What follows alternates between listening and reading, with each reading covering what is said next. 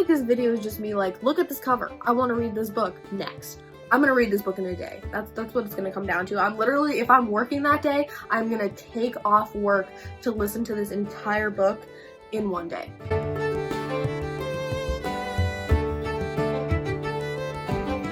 Hello, my wonderful, lovely book friends. I'm Addie, and you are now watching Books and Tea Time. It has been a minute. I have been having such technical difficulties when it comes to filming, but I think we're good for now. I should be able to film and edit this video without problems. Today we are going to be talking about 13 books that are going to be released this year, 2022, that I am super excited for, really hoping that I can read this year.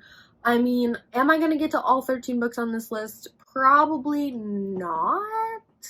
I would love to, but I mean, these are just books I'm really excited about that I really hope to read as soon as possible, that sound amazing, that are on my radar, and I wanted to talk about them, to give you a heads up that they're coming out, and to talk about them. If you're also really excited, let me know if you're going to read any of these, if you have other releases that you're really excited about. I think literally all of these, except for one, are either fantasy or romance. Those are the genres that I read most, far and away.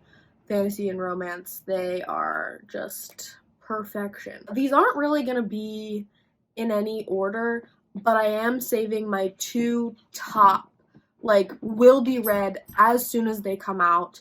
I'm going to save those two for the end. So if you want to know my two highly most epic anticipated reads of the year, make sure you stay tuned to the end of this video. The very first book on this list is a romance, and it is Love and Other Disasters by Anita Kelly. And this book was put on my radar by Jessie of Bowties and Books. Couldn't be one of my videos if I wasn't talking about Jessie.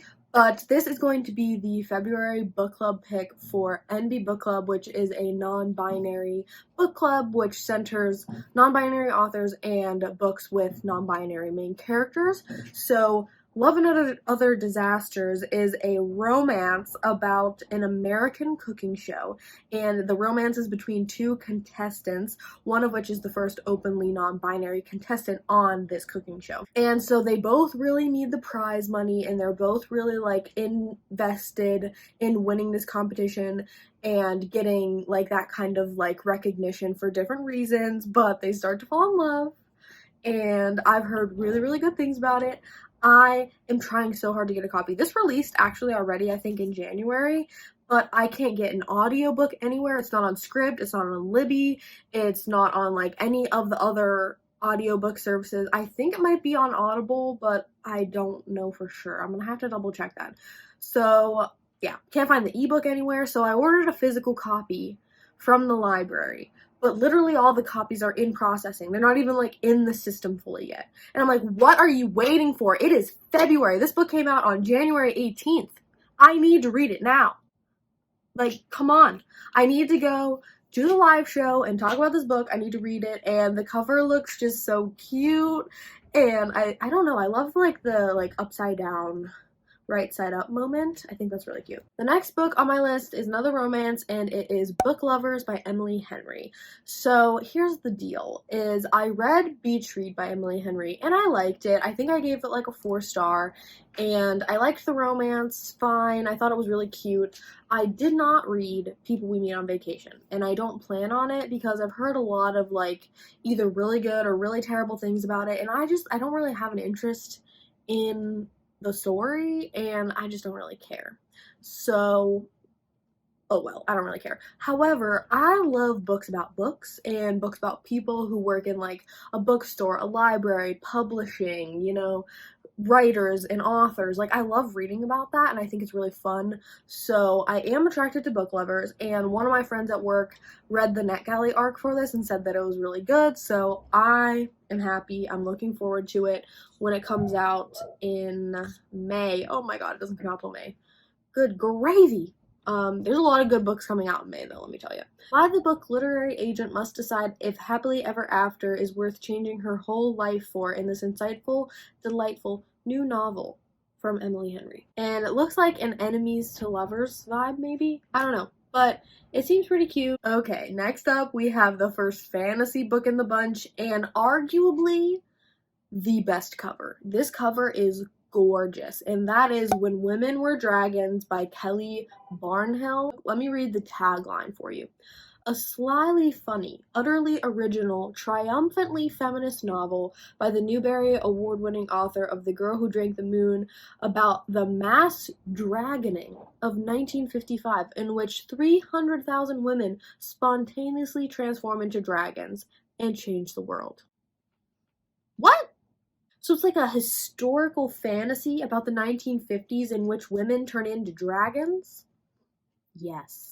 It's said to be dark, mysterious, reflective, and medium-paced, according to the buzzwords on Storygraph. I actually saw this for the first time on NetGalley, and I just started using NetGalley, like, literally this month, and I have yet to get an arc of anything. I'm not super surprised. I just wanted to, like, try it out and see if I could get anything and, like, kind of slowly build up, you know, credentials or whatever on NetGalley by reading arcs and reviewing them. So I'm not surprised that I didn't get a copy of this, but I am sad because it doesn't come out until May, I think. Yeah, it doesn't come out until May, and literally I think about this book a lot. Just based on the synopsis alone and the cover, I am constantly like, wow, that book's gonna be great. I can't wait to read it. And just like that, we're back to romance with another author that I have read before, and that is The Wedding Crasher by Mia Sosa. So Mia Sosa wrote, oh my god, what's the other one called? The Worst Best Man, yes. I really enjoyed it, and I'm looking forward to reading more of her writing, because I like Mia Sosa's writing. I wasn't super sure about the romance between the two characters in the book specifically, based on, like, plot and context, but I'm looking forward to reading another romance by Mia Sosa, and we'll see how this one goes, but I think it'll be really fun, and it's supposedly about, so I think the main character, the main female love interest, finds out that this guy who's about to get married, that his wife is, like, maybe not the best for him, maybe not super committed to their relationship, so she convinces him to fake date her. I'm really confused, but I think it'll be a fun time. I'm excited to read it. The cover's cute. Okay, next is the only non-fantasy, non-romance book on this list, and it is a memoir by Viola Davis called Finding Me. I am so excited to read this. The cover hasn't really been revealed yet, it looks like, at least on Storygraph. I really love Viola Davis as a person and as an actress, so I'm super excited to read her story. The story in her own words about her life coming of age in Rhode Island all the way to the present day. And I love that. I love memoirs, and I've been in the mood to read more memoirs, so I'm excited to read hers when it comes out in April, it says. Also, The Wedding Crasher is coming out in April. Sorry if I forgot to say that. I love a good memoir. I love Viola Davis, and I'm excited for it. This next book is a book that I have actually already started, but I haven't really made much progress in, and I'm listening to the audiobook for it, and that is Daughter of the Moon Goddess by Su Lin Tan, and this is a Chinese mythology retelling of, like, Chang'e and Hou Yi, and our main character is actually their daughter, and so her mother is, we find out, like, exiled to live on the moon for the rest of her life, and there is some ambiguity or debate over why her mother has been outcast to the moon, or, like, what happened to get her imprisoned on the moon for the rest of her existence as an immortal being. And so our main character is kicked off of the moon and has to go live in, I believe, like, the mortal realm, or maybe it's not the mortal realm, but she has to leave her homeland, and there's romance in it, and I love mythology, so a chance to read a Chinese mythological retelling is so exciting to me. This book is already out, and the audiobook is narrated by Natalie Naudis, who is one of my favorite audiobook narrators ever. Actually, you know what? She probably is my favorite because I've listened to so many of her books. She's excellent. She does so well at, like, different voices and really committing wholeheartedly to, like, sounding like a full cast narration, even though she's one person, and her voice is just really, like, beautiful and silky and relaxing, and I love it. But she narrates One Last Stop, she narrates The Chosen and the Beautiful, She Who Became the Sun, which I just listened to, Daughter of the Moon Goddess. I feel like she does another romance. If anything is narrated by her, listen to it, okay? just, you're welcome in advance. I will be reading Daughter of the Moon Goddess and hopefully finishing it in February or March. Okay, next we have another fantasy that is inspired by mythology. Ooh, YA fantasy from a debut author that is also mythologically inspired. Okay, all those are buzzwords. That's all I need to know, but let me tell you a little bit more, because this book is called Blood Scion. Let me read you the tagline, because this sounds so good, I can't wait. Okay. Young girl with forbidden powers must free her people from oppression in this richly layered epic fantasy from debut author Deborah Foley, inspired by Yoruba Nigerian mythology and perfect for fans of Children of Blood and Bone and An Ember in the Ashes. Oh, I can't wait for this one. This one comes out in March. Oh my god, this one comes out in March. Sick. Okay, so that's like soon-ish, right? Okay, continuing with the mythology trend, we have the second novel from Jennifer Saint, who was the author of Ariadne, and that is Elektra. All I needed to know was it was a mythology retelling from Jennifer Saint. I didn't think that we were going to get another book from her so soon. This one comes out in April. Again, not so far away that I'm freaking out. So this is the story of 3 women and their fates and how they're intertwined. The 3 women, Clytemnestra, who is Helen's sister, wife of Agamemnon. Excuse me. Cassandra, who is Princess of Troy and cursed by Apollo to see the future, but never believed when she speaks about it. And Elektra, who is the youngest daughter of Clytemnestra and Agamemnon, and she is horrified by the bloodletting of her kin. We don't get Elektra's perspective, but we get Clytemnestra and Cassandra's perspective in 1,000 Ships by Natalie Haynes. And I really loved their perspectives and like getting to know their story a little bit more. So I'm very excited for a book that is from the perspective of these 3 women and to get to know their story through Jennifer Saint's writing. I think it'll be really fun, and the cover looks stunning. I've seen 2 covers, but both of them look amazing. I am partial to the first one that I saw. If I can find a picture of both of them, I'll put them both up so you can see, and you can tell me which one you like better. But yeah. So excited. Can't wait for April. April and May are just like one epic release after another. I don't know how I'm going to keep up, but it's going to be a fun time. Let me just tell you right now. Okay, a couple more that we've got here. A Prayer for the Crown Shy. This is the second book in the Monk and Robot series. The first one, which is A Psalm for the Wild Built. I really loved it. They are novellas by Becky Chambers about a monk and a robot who go on a journey together to discover the meaning of life, the meaning of human life, and they're just really happy, fun, lighthearted, but like also really reflective and introspective books about humanity and nature and the relationship between the two and how robots fit into that equation. It's just really fun and I loved them a lot. So the second one comes out in July. I'm definitely interested in reading that one.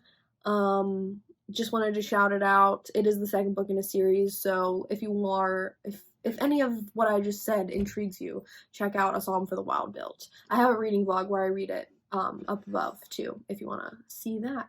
Next is another fantasy book. I literally just found out about this one today as I was doing like my final set of research for this video, and I instantly was grabbed by this synopsis. It is called The Justice of Kings, and I believe it's a debut novel by Richard Swan, and it is about Sir Conrad von Volt, who is a justice upholding the law by way of his sharp mind, arcane powers, and skills as a swordman. It says that there are like mystery components to it, so some like sleuthing is going to be going on, and they're trying to investigate a conspiracy in the like imperial court or what have you.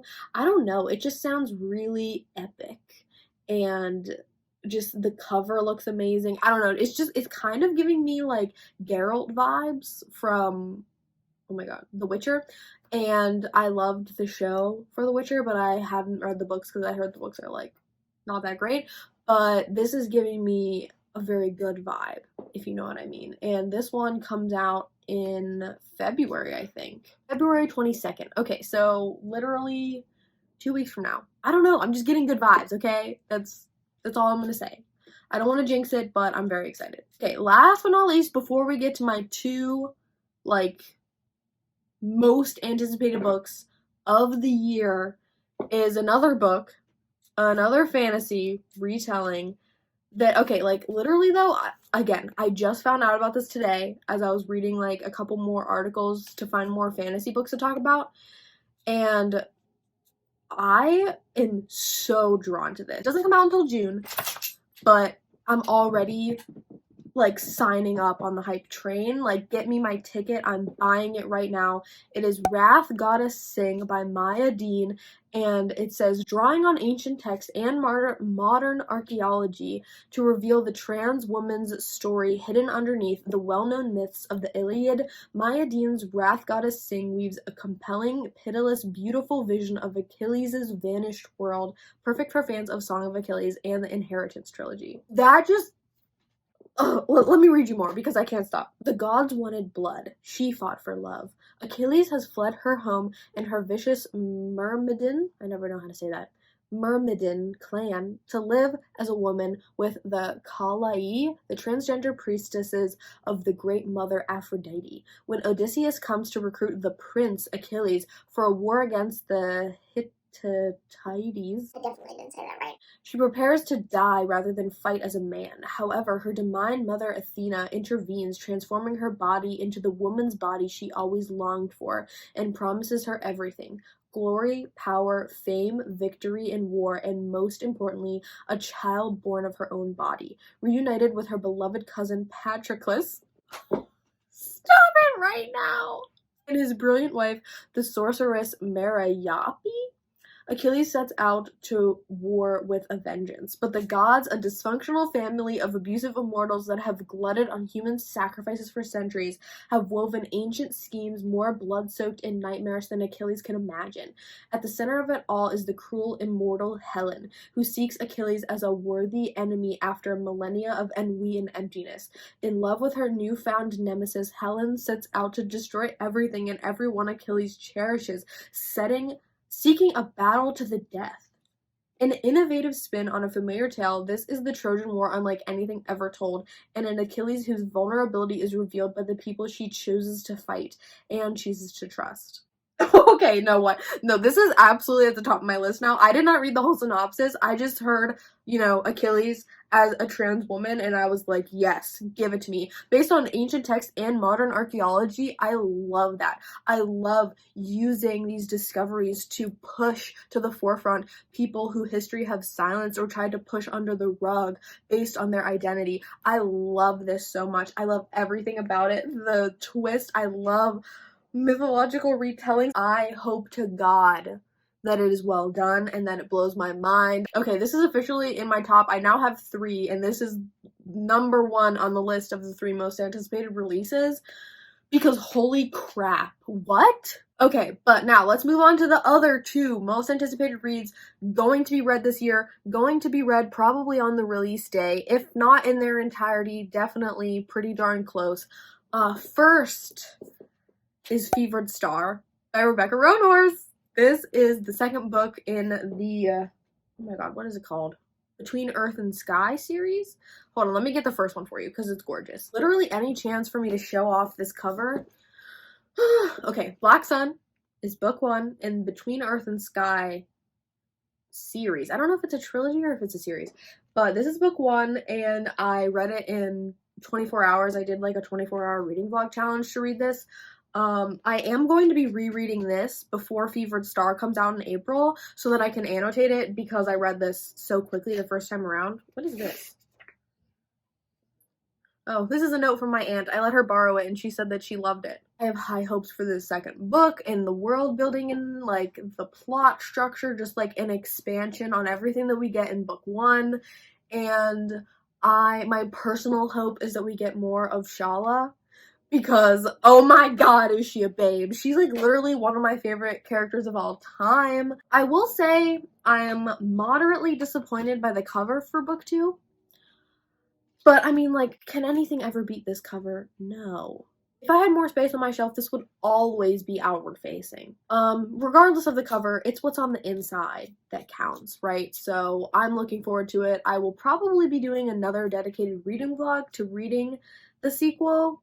If you're interested in that, comment down below. If you're interested in me doing like a new releases vlog, I can definitely do that in April and May because there are so many good books on this list coming out in April and May. So if you guys are interested in that, let me know and I will definitely make some plans. Okay, are you guys ready for this?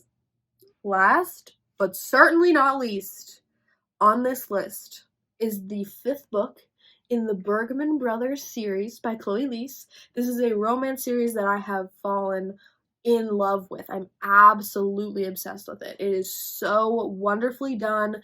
We've got amazing diverse characters. Chloe Leese is an own voices autistic author, so we have a lot of characters on the autism spectrum throughout the series. We have representation for anxiety, chronic pain, grief, death of a family member, death of a parent. It's just one of the most diverse and beautiful set of love stories I've ever read.